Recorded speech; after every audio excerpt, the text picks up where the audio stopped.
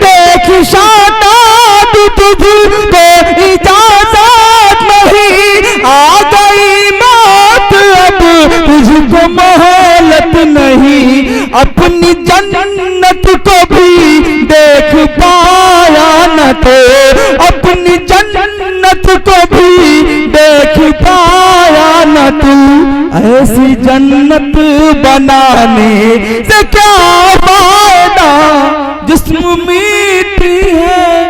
آپ کے سامنے نوجوان مقرر، ہم سب کے ارد العزیز، جانے پہچانے اور مدرسہ اشاعت القرآن کے موقر استاذ حضرت مولانا محمد شمیم صاحب ندوی، میں پہنچنے کی ان تک کوشش کرتا ہوں جنہوں نے طالب علمی کے زمانے میں انہوں نے انتھک محنتیں کی ہوگی یہاں تک آنے کے لیے، اور ان کے اوپر اساتذہ اکرام کی محنتیں رہی ہوں گی، راتوں کو اپنے آپ کو بیدار کیا ہوگا، تب جا کے یہاں آ کر کے آپ کے سامنے قال اللہ قال الرسول کی بات کریں گے۔ یہ کوئی آسان بات نہیں ہے کہ مائک کے پاس کھڑے ہو کر کے بات کہنا، لیکن نحمده ونصلي على رسوله الكريم، اما بعد فاعوذ بالله من الشيطان الرجيم، بسم الله الرحمن الرحيم، الرجال قوامون على النساء، صدق اللہ العظیم۔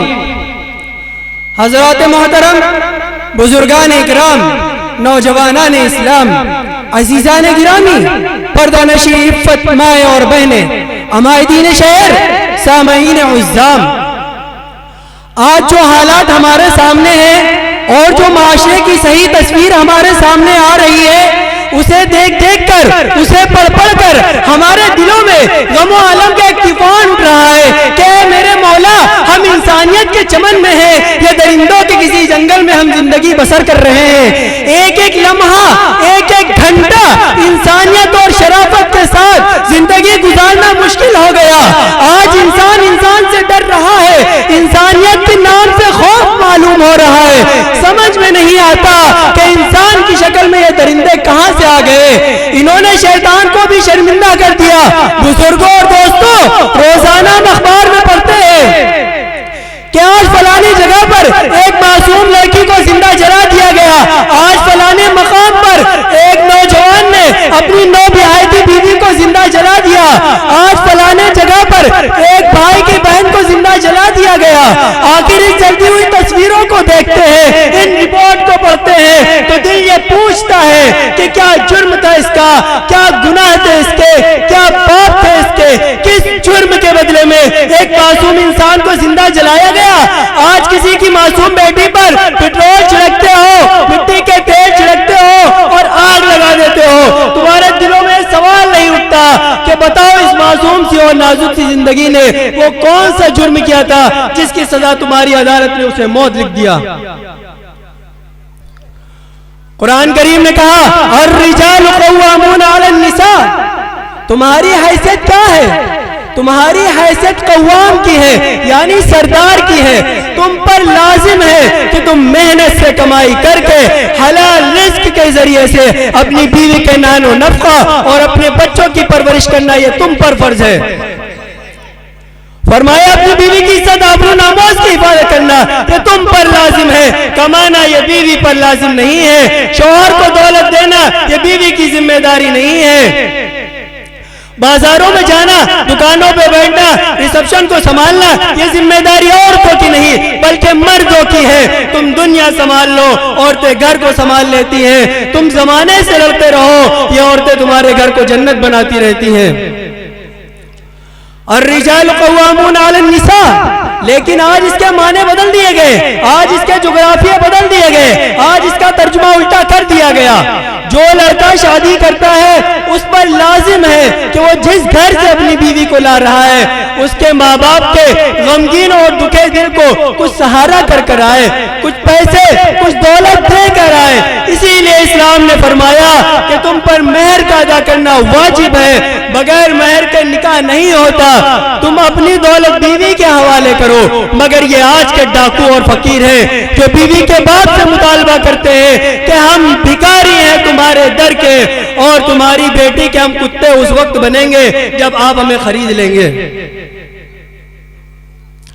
آپ کی فیس کتنی ہے جناب؟ آپ ہماری بیٹی کے غلام بنیں گے؟ ہاں جناب بن جائیں گے. کہا کیا چارجز ہیں؟ کہا جناب میں SLC فیل ہوں اس لیے 15,000 روپے میں کام چل جائے گا. آپ کی فیس کیا ہے؟ کہا جناب میں MA ہوں اس لیے 1 لاکھ روپیہ چاہیے. میں MBBS ڈاکٹر ہوں اس لیے ماروتی کار چاہیے. الگ الگ لسٹ بنے ہوئے آج کے زمانے میں فقیروں کے. ان کے گریڈز ہیں، ان کے مقام ہیں. یہ 10,000 کے فقیر ہیں، 15,000 کے فقیر ہیں. آپ کو ماڈرن فقیر ملیں گے. زمانے میں ترقی ہو رہی ہے. پہلے ریڈیو ٹیلی ویژن کے ذریعے سے کام چل جایا کرتا تھا، آج کل کمپیوٹر نکل گئے ہیں. تو جس طریقے سے دنیا میں سائنس اور ٹیکنالوجی نے ترقی کیا، اسی طریقے سے آج کے زمانے میں ماڈرن فقیروں نے بھی بڑی ترقی کر لی ہے. یہ ماڈرن فقیر ہیں. مثال کے طور پر آپ دیہات میں چلے جائیں، گلیوں اور گلیجز میں چلے جائیں، وہاں کا کوئی فقیر آئے گا، السلام علیکم بھائی صاحب. وعلیکم السلام. دے دو کچھ اللہ کے نام پر. آپ اس فقیر کو 10 پیسے نکال کر دیں گے، وہ فقیر دعائیں دے کر خوش خوش چلا جائے گا اور کہے گا کتنے سخی ہیں، کتنے داتا ہیں، انہوں نے مجھے 10 پیسے دے دیے. مگر آپ بنگلور کے MGA روڈ میں، بامبے کے بازار میں، دلی کے چاندنی چوک میں، مدراس میں، کلکتہ میں، کہیں بڑے شہروں میں آپ چلے جائیں، پوش ایریا اور VIP ایریا میں چلے جائیں، وہاں کا کوئی فقیر شوٹ بوٹ ٹائی لگا کر آئے گا، وہ انگریزی میں مانگے گا please help me sir, please give me. آپ اس فقیر کو 25 پیسے نکال کر دیں گے تو وہ فقیر 25 پیسے لے گا اور الٹا آپ کی طرف دیکھے گا اور کہے گا پہلے زمانے میں خود فقیر تو نہیں تھا. کہا کیوں؟ کہا بھیک دے رہے ہو، شرم نہیں آتی؟ اس مہنگائی کے زمانے میں 25 پیسے دیتے ہو. وہ دیہاتوں کا فقیر جو 10 پیسے میں مان جاتا ہے، یہ شہر کا فقیر ہے، اسے 1 روپیہ دینا پڑے گا. یہ آج کا ماڈرن فقیر ہے جو نکاح کے نام پر بھیک مانگ رہا ہے، جو جہیز کے نام پر بھیک مانگ رہا ہے. وہ دیہاتوں شہروں کا فقیر ڈائریکٹ مانگتا ہے. مگر یہ ہمارے نوجوان فقیر ہیں، یہ ذرا ماڈرن فقیر ہے، یہ ذرا اسٹینڈرڈ فقیر ہے، یہ ذرا VIP فقیر ہے. انہوں نے فقیر بھیک مانگنے میں بھی بیچ میں بروکر رکھا ہے کہ ہم تمہیں اتنی بھیک دلائیں گے، ہمیں اتنی کمیشن چاہیے. ارے بھیک کا کمیشن کھانے والے، بھیک مانگ کر زندگی گزارنے والے، لعنت ہے تمہاری زندگی پر. کسی کی بیٹی کو رلا کر کھانے سے بہتر ہے تم مسجد کے دروازے پر بیٹھ جاؤ، صبح و شام تمہیں بھیک مل جایا کرے گی. مگر خدا کے واسطے کسی کے گھر کو برباد مت کرو، کسی کو یہ کہنے پر مجبور مت کرو کہ اگر کسی کے گھر میں جوان بیٹی ہے تو وہ یہ سوچتا ہے کہ میرے گھر میں بیٹی نہیں بلکہ جہنم کا عذاب مسلط کر دیا گیا ہے. وہ جہاں جاتا ہے بغیر جہیز کا کوئی سننے والا نہیں. تم نوجوان ہو، تمہاری ماں نے تمہیں جنم دیا انسان کی اولاد سمجھ کر. اگر تمہاری ماں یہ سمجھتی کہ میرے پیٹ سے کسی انسان نے نہیں بلکہ کسی بندر نے جنم لے لیا ہے تو خدا کی قسم وہ تمہیں پھینک دیتی. اور انسانوں کے اسکول میں تمہیں داخلہ نہیں ملتا، تمہارا باپ تمہیں اپنی اولاد نہیں سمجھتا، کالج اور یونیورسٹی میں پروفیسر تم پر محنت نہیں کرتے، بسوں میں کنڈکٹر تمہیں انسان نہیں سمجھتے، ریل گاڑی میں تمہیں ریزرویشن نہیں ملتے، ہندوستان کی حکومت میں تمہیں ملازمت نہیں ملتی کیونکہ ملازمت کے لیے انسانوں کی ضرورت ہے، جانوروں کی نہیں. تمہاری ماں نے تمہیں انسان سمجھا، تمہارے باپ نے تمہیں انسان سمجھا، تمہارے پرائمری اسکول کے ٹیچر نے تمہیں انسان سمجھا، کالج اور یونیورسٹی کے پروفیسر نے تمہیں انسان سمجھا، گلی گلی سڑک سڑک چلنے والے انسانوں نے تمہیں انسان سمجھا. بچپن سے لے کر جوانی تک تمہیں انسان سمجھا جاتا رہا. لیکن جب تمہاری نکاح کا وقت آیا تو پہلی بار تم نے ثابت کیا کہ 25 سال تک جو لوگوں نے مجھے انسان سمجھا تھا دراصل غلط تھا. میں انسان نہیں، ایک شکاری کتا ہوں، ایک درندہ ہوں جو نکاح کے وقت ہم گھروں میں آگ لگا دیتے ہیں، جھوپڑیوں سے لے کر محلوں تک کو خاک سر کر دیتے ہیں. اور جب وہ غریب انسان اپنی بیٹی کا ہاتھ تمہارے ہاتھ میں دیتا ہے تو وہ جانتا ہے کہ تمہارے اندر اگر ایک انسان کا دل دھڑک رہا ہے شاید تم انسانیت کا احترام کر سکو گے، شاید تم انسانیت کے دھڑکتے ہوئے دل کی دھڑکنوں کو سمجھ سکو گے، شاید تم ایک بیٹی کے بوڑھے ماں باپ کی تڑپ کو سمجھ سکو گے۔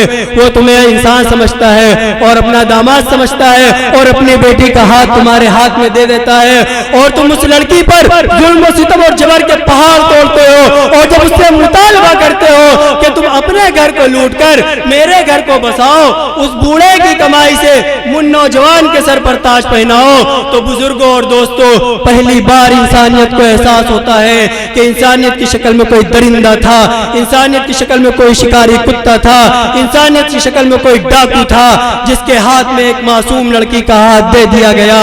اپنوں کے ستم ہم سے بتائے نہیں جاتے، اپنوں کے ستم ہم سے بتائے نہیں جاتے، یہ حادثے تو وہ ہیں جو سنائے نہیں جاتے۔ بزرگوں اور دوستوں، فانی بدایونی صاحب جو بہت بڑے شاعر تھے، جب انہوں نے اپنی بیٹی کی شادی کی تو تمام جہیز سے نوازا، اور جب جہیز کم پڑ گئے تو جس گھر میں فانی صاحب رہتے تھے انہوں نے اس گھر کو بھی بیچ دیا۔ اس گھر کو بیچنے کے بعد تمام دولت اپنے داماد کے حوالے کیا، اور بیٹی جب رخصت ہونے لگی باپ نے بیٹی کے کان میں چپکے سے کہا، بیٹی اس گھر سے جا رہی ہو، دوبارہ اس گھر میں مت آنا، تمہارے نکاح کے جہیز کے ساتھ ساتھ ہم نے یہ گھر بھی ختم کر دیا ہے، اب تمہارے ماں باپ کسی کرائے کے گھر میں چلے جائیں گے۔ بیٹی تڑپتی ہے، مجبور ہے، سسرال جاتی ہے، چند دنوں میں اطلاع آتی ہے کہ اس کے ظالم سسرال والوں نے اس کی بیٹی کا قتل کر دیا۔ فانی بدایونی صاحب اپنی بیٹی کے جنازے پر جاتے ہیں اور جا کے ایک شعر پڑھتے ہیں، اب آیا یاد اے یارا میں جا اس نامرادی میں، اب آیا یاد اے یارا میں جا اس نامرادی میں، کفن دینا تجھے بھولے تھے ہم سامان شادی میں، سب کچھ دے دیا تھا تیرے جہیز میں، 2 گز کفن کے ٹکڑے بھی دے دیتے تو کیا فرق پڑ جاتا، آج کم از کم ان ظالموں نے تجھے قتل کیا تھا، کفن باپ کی طرف سے مل جاتا۔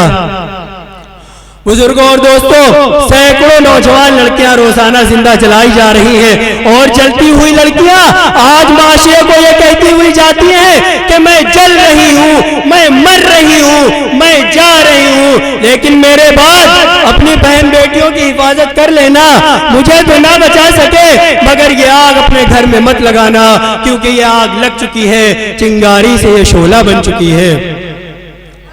بزرگوں اور دوستوں، حضور صلی اللہ علیہ وسلم نے نکاح کو بہت آسان بنایا، سب سے آسان نکاح کو بنایا اور سب سے مشکل کام زنا کو بنایا۔ فرمایا زنا حرام ہے اور نکاح میری سنت ہے۔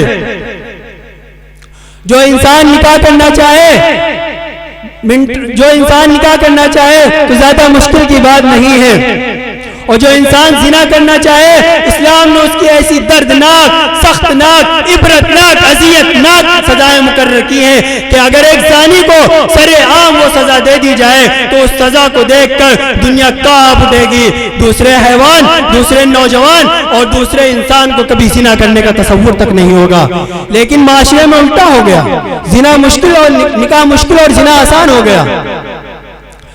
جو انسان کسی عورت کی عزت آبرو کے ساتھ کھیلنا چاہے بہت آسان سی بات ہے، جہاں چاہے زنا کر لے، لیکن نکاح کرنا چاہے تو ہم رسم و رواج کی زنجیروں میں جکڑے ہوئے ہیں۔ اگر ان رسم و رواج کی زنجیروں کو ہمارے مرد توڑ بھی دیں تو اللہ رحم کرے ہماری گھر کی عورتوں کا۔ ساری دنیا کے مرد ایک طرف، عورتوں کی ہٹ دھرمی ایک طرف۔ ہمالیہ پہاڑ میں زلزلہ آ سکتا ہے، آسمان ہل سکتا ہے، مگر یہ عورت اپنی جگہ سے نہیں ہلتی، یہ عورت اپنی جگہ سے نہیں ٹلتی۔ وہ بولتی ہے جو میں چاہوں گی وہ ہوگا، جو رسول نے چاہا وہ ہمارے گھر میں نہیں ہوگا۔ اس عورت سے پوچھو کہ تو بھی تو کسی کی بیٹی ہے، اگر یہ تجھ پر ظلم ہوتا تو بتا تیرے ماں باپ پر کیا گزرتا۔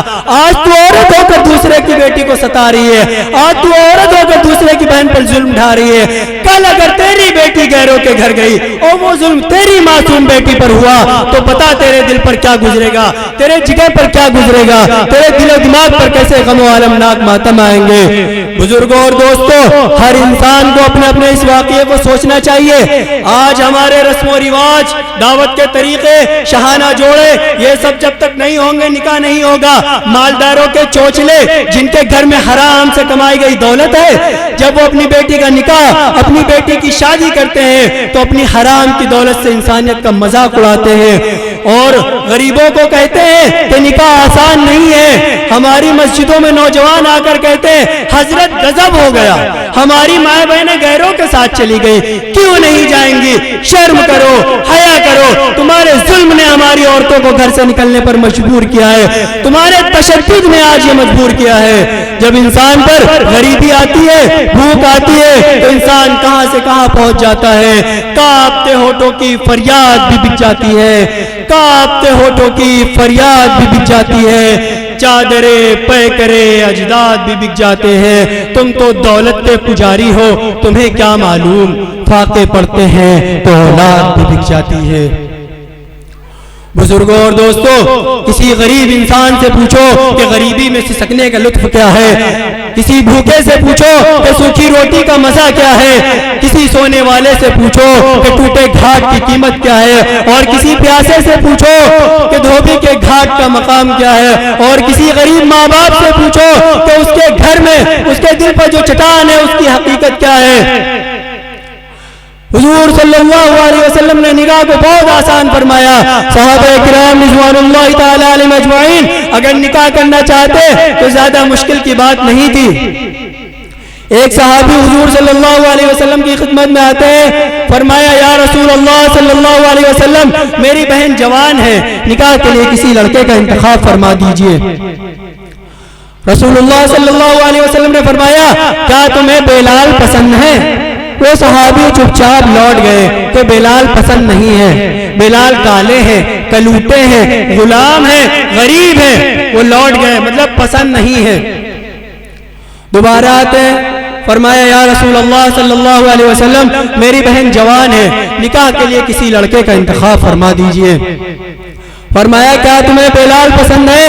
وہ صحابی خاموش ہو گئے کہ بلال پسند نہیں ہے۔ ہمارے معاشرے میں ہے نا سعودی ریٹرن چاہیے، بھلے ہی سعودی میں گندے نالیاں ہی کیوں نہ صاف کر رہا ہو، بہرحال سعودی کا ایک مہر چاہیے، بھلے سعودی میں وہ گندے ٹوائلٹ باتھ روم میں کیوں نہ جھاڑو لگا رہا ہو۔ تو آپ کے داماد کیا ہیں؟ تو جناب وہ انٹرنیشنل فقیر ہیں، وہ ہندوستان میں بھیک نہیں مانگتے، وہ سعودی دبئی کویت کے فقیر ہیں۔ فرمایا بلال پسند نہیں ہو، چپ چاپ لوٹ گئے۔ دوبارہ آتے ہیں، فرمایا یا رسول اللہ صلی اللہ علیہ وسلم میری بہن جوان ہے، نکاح کے لیے کسی لڑکے کا انتخاب فرما دیجئے۔ رسول اللہ صلی اللہ علیہ وسلم نے برملا فرمایا کیا تمہیں ایک جنتی پسند ہے؟ صحابی نے فرمایا ہاں جنتی پسند ہے۔ فرمایا یہ محمد کہہ رہا ہے کہ بلال جنتی ہے، اس سے بڑی بات کیا ہوگی کہ تمہارے بہن کے شوہر کے جنتی ہونے کی شہادت دنیا میں اللہ کے آخری رسول صلی اللہ علیہ وسلم دے رہے ہیں۔ بزرگوں اور دوستوں، آج ہم لوگ لڑکے کی شادی، آج ہم لوگ اپنی لڑکی کی شادی کرتے ہیں، کبھی ہم نے سوچا لڑکا اللہ والا ہے، دیندار ہے، اللہ سے ڈرتا ہے؟ ارے محل کی بے چینی سے جھوپڑی کے سکون پیارے ہیں۔ فرمایا حضرت ٹیپو سلطان شہید رحمت اللہ علیہ نے کہ شیر کی ایک دن کی زندگی اور گیدڑ کی 100 سال کی زندگی سے بہتر ہے۔ تمہاری بیٹیاں تاج محلوں کے اندر، تاج محل کے اندر سسک کر مرے، اس سے تو بہتر ہے کہ کسی غریب کی جھوپڑی میں سکون کی زندگی گزارے، کسی فٹ پاتھ پر انسانیت اور سکون کی سانس لے۔ آج ہم لوگ دولت کے پرستار بن گئے، دیکھتے ہیں کون کتنی گاڑیاں لے کر آ رہا ہے، کون کتنی کار لے کر آ رہا ہے، کون کتنا دولت مند ہے۔ ارے یہ بھی دیکھ لینا کہ انسان جنازے کے لیے بھی کافی ہے یا نہیں۔ ان دولت کے بھکاریوں کو، ان دولت کے ناک کو تم کب تک دولت کی دودھ پلاتے رہو گے؟ ان کے حوث کبھی ختم نہیں ہوں گے، یہ حوث کے درندے ہیں۔ خبردار، آج اس لعنت کو ختم کرنے کے لیے، اس ظلم کو ختم کرنے کے لیے ہم سب کو آگے آنا ہے۔ بزرگوں اور دوستوں، حضور صلی اللہ علیہ وسلم کے دو صحابی راستے میں ٹہلتے ہوئے جا رہے ہیں، دونوں دوست ہیں، بہت پیار ہے دونوں کو آپس میں، راستے میں ٹہلتے ہوئے جا رہے ہیں۔ راستے میں ایک گھر پڑتا ہے تو ایک دوست دوسرے دوست سے کہتا ہے کہ اس گھر میں ایک لڑکی ہے، مجھے پسند ہے، تم جاؤ اور میرے لیے رشتہ لے کر آؤ۔ وہ کہتے ہیں ٹھیک ہے بھائی تو یہیں ٹھہر، ابھی میں اندر جاتا ہوں۔ وہ اندر گئے, لڑکی کے باپ سے ملے, کہا السلام علیکم. وعلیکم السلام. کہا میرے فلانے دوست ہیں, آپ جانتے ہیں؟ کہا جانتے ہیں. کہا کیا بات ہے؟ کہا وہ آپ کی لڑکی سے نکاح کرنا چاہتے ہیں. وہ باہر بیچارے انتظار کر رہے ہیں کہ اب میرا رشتہ آئے گا, میری شادی ہو جائے گی. لڑکی کے باپ نے کہا کہ مجھے وہ پسند نہیں, مجھے تم پسند ہو, کیا شادی کرو گے؟ انہوں نے کہا ٹھیک ہے میں کر لوں گا. وہ بیچارے باہر انتظار میں کہ میرا رشتہ آئے گا. لڑکی کے باپ نے خطبہ پڑھ دیا, نکاح ہو گیا. وہ صحابی مسکراتے ہوئے باہر آئے. دوسرے صحابی نے پوچھا کام ہو گیا؟ کہا ہو گیا. کہا کیا ہوا؟ کہا رشتہ تمہارا لے کے گئے تھے, نکاح میرا ہوگا. کہا ہے تم نے نکاح کر لیا؟ کہا اس نے مجھے پسند کیا, میں نے کر لیا.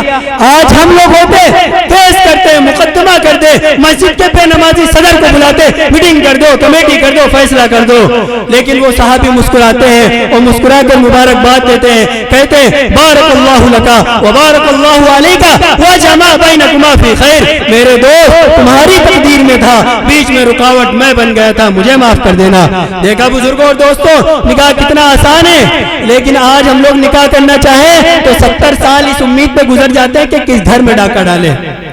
اس کے بعد عمر آتی قبر میں جانے کی, کریں گے دوسرا کیا جناب؟ گھر اور حالت اسی میں برباد ہو گئے. حضور صلی اللہ علیہ وسلم نے نکاح کو بہت آسان بنایا, بہت آسان بنایا. لیکن آج ہمیں نکاح کرنا ہے, ممبئی سے دوست آئیں گے, جاپان سے ملک الموت آئیں گے, امریکہ سے ملٹری والے آئیں گے, پھر جوتے چپل والے آئیں گے, تب جا کے ہمارا نکاح ہوگا. 2-4 لوگ بیٹھ گئے, آسانی سے نکاح ہو گیا. نہیں, پوری دنیا کے ایجنٹ شیطان جب تک نہیں ہوں گے تب تک نکاح نہیں ہوگا. پھر شادی محل بک ہوگا 5 اسٹار لیول کے. ارے مسلمانوں, شرم کرو, حیا کرو, دھتکار کرو, مرو گے تو جنازے کی نماز مسجد میں ہوگی. تو کیسا شخص ہے کہ تجھے اپنے نکاح کے لیے خدا کا گھر نہیں مل سکا؟ پیروں کا چرچ لے لیا, مندر لے لیا, شادی محلوں کا لیا, نہ منڈپ لے لیا, لیکن تجھے اپنی بیٹی, بیٹی اور بیٹے کے نکاح کے خیر کی دعا کے لیے تجھے خدا کا گھر بھی نہیں مل سکا. وآخر الدعوانا الحمدللہ رب العالمین.